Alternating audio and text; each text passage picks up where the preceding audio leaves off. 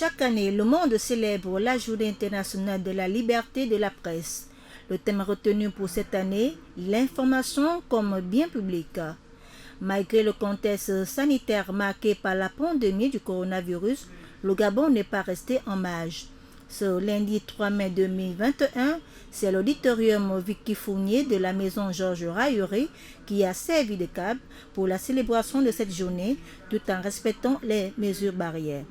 Le lancement officiel marquant le 30e anniversaire de la Journée internationale de la liberté de la presse, édition 2021, a été fait par le ministre d'État, ministre de la Communication et de l'économie numérique, M. Anissé Mbombo-Miyakou, accompagné de la ministre déléguée, du maire de la commune de Libreville-Genumba et le représentant résident de l'UNESCO Gabon. La date du 3 mai a été déclarée Journée internationale de la liberté de la presse par les Nations Unies en 1993. Elle vise à informer les citoyens sur les atteintes portées à la liberté de la presse, promouvoir les initiatives en faveur des valeurs de liberté. Permet également de réfléchir sur l'exercice de la profession journaliste et sur le fonctionnement des médias dans le monde. Le président du comité d'organisation, Jean-Yves Ntoutoum, situe le contexte. Ministre de la Communication et de l'économie numérique, Madame le ministre délégué, Monsieur le maire de la commune de Libreville, Messieurs le conseiller membre de la haute autorité de la communication, Monsieur le représentant résident de l'UNESCO, Monsieur le représentant de l'EIF,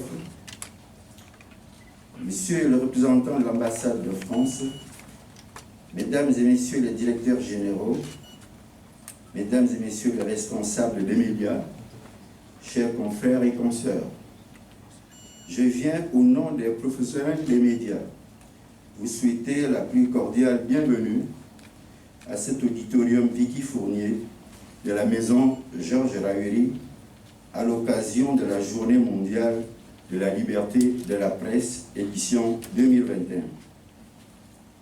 Monsieur le ministre d'État, Madame le ministre délégué, Mesdames et Messieurs, la Journée mondiale de la liberté de la presse, depuis sa proclamation en 1993 par l'Assemblée générale des Nations unies, est un moment pour les professionnels des médias de mener des réflexions sur les questions relatives à la liberté de la presse et à l'éthique professionnelle.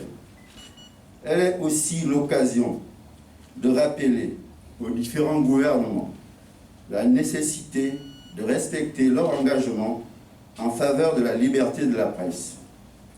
Le 3 mai constitue aussi un moment de commémoration pour les journalistes qui ont perdu leur vie dans l'exercice de leur métier.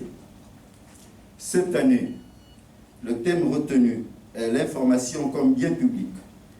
Ce thème rappelle, de notre point de vue, l'importance et la valeur de l'information dans la société. C'est donc une interpellation faite à l'endroit des détenteurs de l'information de faciliter l'accès à celle-ci aux journalistes. Dans une société où l'infox et l'info se confondent, l'accès à la bonne information devient une exigence permanente. Le contexte sanitaire dans lequel est empêtré le monde depuis un peu plus d'1 an, où les fake news des réseaux sociaux semblent avoir pris le dessus sur l'information, doit nous faire comprendre qu'il y a urgence à mettre à la disposition du public la bonne information. L'information très importante dans la société, le représentant résident UNESCO Gabon rend hommage aux hommes des médias. Nous l'écoutons. Mesdames et messieurs les amis de la presse, distingués invités, mesdames et messieurs, en cette date du 3 mai, Journée mondiale de la liberté de la presse, l'honneur m'est choix de prendre la parole pour en rendre hommage aux professionnels des médias, sans qui la présente cérémonie n'aurait pas d'éclat.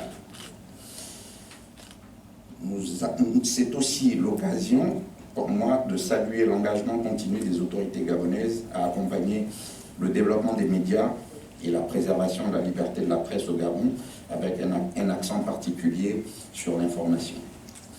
distingués invités, mesdames et messieurs, représentants du corps diplomatique, chers représentants de la Corporation des journalistes, mesdames et messieurs, comme vous le savez, cette année, l'UNESCO, agence du système des Nations Unies, en charge des questions en lien avec la liberté de la presse et la sécurité des journalistes, a retenu comme thème l'information comme bien public pour célébrer la journée mondiale de la presse, de la liberté de la presse.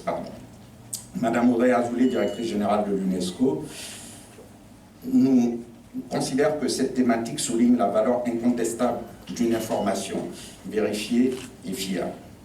La désinformation récurrente dans les réseaux sociaux, le ministre de la Communication et de l'économie numérique rappelle le rôle particulier du journalisme.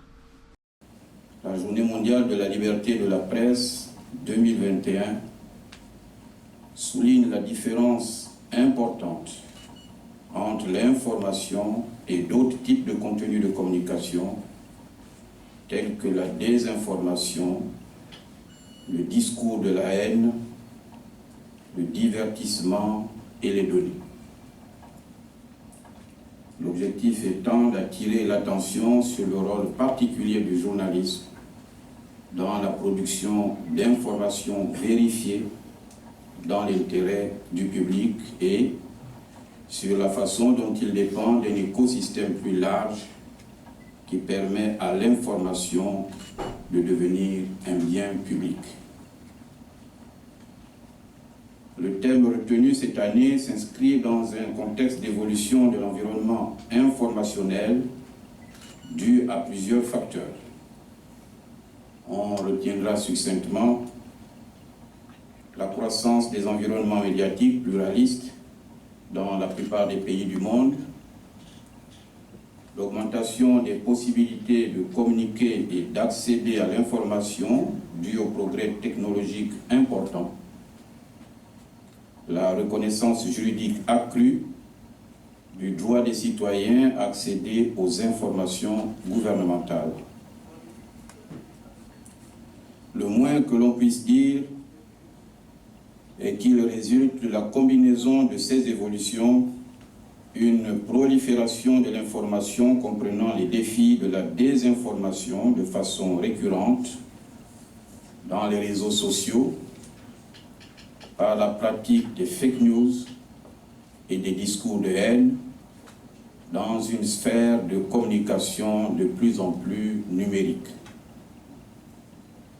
Aussi, les points forts de cette journée s'articulent-ils autour de trois exigences se rapportant à la prise des mesures visant à assurer la viabilité économique des médias d'information, au développement des mécanismes pour assurer la transparence des sociétés Internet, au renforcement des capacités en matière d'éducation aux médias et à l'information. Le ministre a égrené quelques avancées significatives à l'actif du Gabon. De manière pratique, le Gabon, pour sa part, s'est résolument engagé à mettre au service de l'information et de la communication un cadre juridique à même de garantir la liberté de la presse, l'accès à l'information et l'exercice du métier de journaliste. Il s'est également engagé à soutenir les productions de la presse écrite, numérique, audiovisuelle et cinématographique à travers l'octroi d'une subvention annuelle à la presse. Dans le même sens, le Gabon s'est doté d'un important réseau de communication à fibre optique, infrastructure de rang mondial, tendant à améliorer le travail des communicateurs et à faciliter l'accès et le choix à l'information dans un contexte marqué par la pandémie de la Covid-19. La presse, quatrième pouvoir, l'information peut et doit se placer en bien public.